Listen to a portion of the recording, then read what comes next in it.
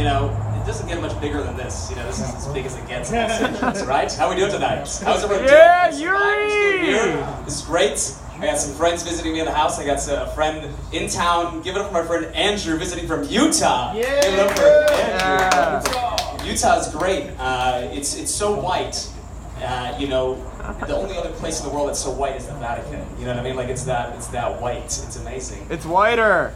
It's whiter than vanilla yogurt. You know what I mean? It's that white. It's fantastic. And just to do some crowd work real quick, just because you know the last time I've had this small of a crowd was at my bris. Okay. Anyways, let's see what we have here. CJ, can you tell me a little bit, like one fun fact about yourself? My dick is 100 inches long. Sorry. And what's your secret for that? What? A lot of Kegels. I'm sorry? A lot of Kegels. Kegels? Yeah. Is that a fruit? Yeah. Excellent. Next on deck, folks, you've seen him smoking weed the whole night. Johnny, tell us a little bit about yourself. One fun fact. Drug dealing. Well, glad that we all got that cleared up. Forget the dispensary. We're going to Johnny next. Next, you, the 19-year-old. What's going on, man? Tell me one fun fact about yourself, please. David. Killed men in Milwaukee last week. Oh, dude, Milwaukee's my hometown. I hope it wasn't. Dude, yo, you gotta have some respect for your hometown. For me, honestly, like straight up, it's not my favorite city in the world, but you gotta have some love for your hometown, right, Andrew? You gotta have some love. Right on.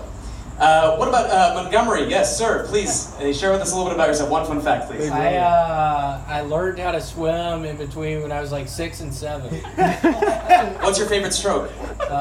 Breaststroke. If you had to make up a stroke, what would be a stroke you would make up?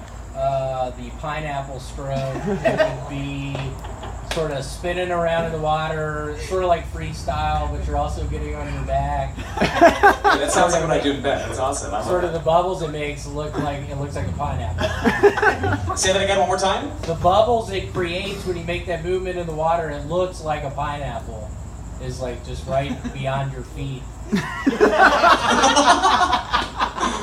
All right. And Mike, tell us a little bit about yourself. Just one fun fact about you, if that's cool. I knew a guy that got killed in Milwaukee last year. Listen, we're all going to be friends after this. You know, we all have something connected here. Well, a little bit about me. I'm Uri, and I love entertainment. You know, that's why I moved here, hoping to kind of work full time in this profession. And I'm working with various entertainers on different projects and so on, like many people in LA. And I myself happen to be a millennial, 25 years old. And I like to think myself as very critical of millennials. Like, I have an old soul. You know, I love 80s music. Any fans of 80s music? Fuck yeah! Dante, do you like 80s music, 90s? Any favorite bands from the 80s? We were talking. What's one of their songs? I ran like the country, or like you ran to the store? I ran so far away. I ran so far away. And now I'm back. Okay. And so that's how that song goes. But anywho, so millennials, we're great, you know, in the sense that we're so connected. We have so much potential, so much power to empower, to create movements. And, you know, I'm motivated. And then some girl in the back goes, me too. You know, like it's just so much excitement going on. And it's really, it's a really fascinating time to be alive, you know? It's a very fascinating time to be alive. Is she on ecstasy or what? These kids are really excited, you know? That's what Andrew's saying in the back right now. No, but I'm generally this excited. It just takes 6 Red Bulls, you know, that's all it takes. But anyway, so regardless, something about millennials I've been to kind of grappling with is, you know, my grandfather was in World War II. You know, he escaped Poland. And, you know, myself, I've done a lot of reflecting and writing and so forth. And I was thinking to myself, being in a war would be absolutely insane. And it would be the most insane for young adults. Who here, raise your hands, things, young adults between the age of 18 to 35, in 2018 would be amazing soldiers? Who thinks they would be amazing soldiers relative to the baby boomers? Depends what state they're from, yeah. What states would be the best soldiers? I don't know, probably red states. Oh, because they have practice with the guns. That's probably why, huh? But they're bigger, corn-fed, like turning over horses and shit. I don't know. I'm not saying I'm one of them, I'm just saying. We got practice in the barn. We're ready for this shit, you know. Like they're riding horses. They're ready to rock and roll. No, but literally, millennials would probably be the shittiest soldiers of all time. Dante, you still with me? Millennials would be the shittiest soldiers of all time. I just imagine there'd be like a team meeting in like a little bunker in Germany. Like, All right, everyone.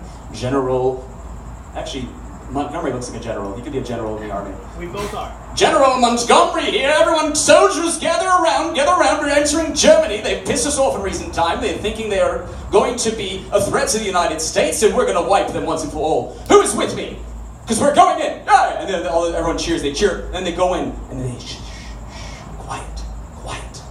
The Germans are on the other side. And then they walk towards the forest. They keep walking, and then all of a sudden a soldier, it's completely silent. Nothing is there. And we're going to completely surprise them. And then all of a sudden, one soldier from the American army has a phone ring, and it says, "She used to call me on the cell phone, late night when you need my love. Fire!" And then the Germans just knock down the Americans, and we lose the war. That's just how I would imagine it happened. Because millennials, we can't stay away from our phones, and I'm guilty of that myself. Well, folks, all I have to say is, millennials, we're not perfect, but hey, we mean well. Okay, we mean well. Thank you very much for your time. Yeah, Yuri!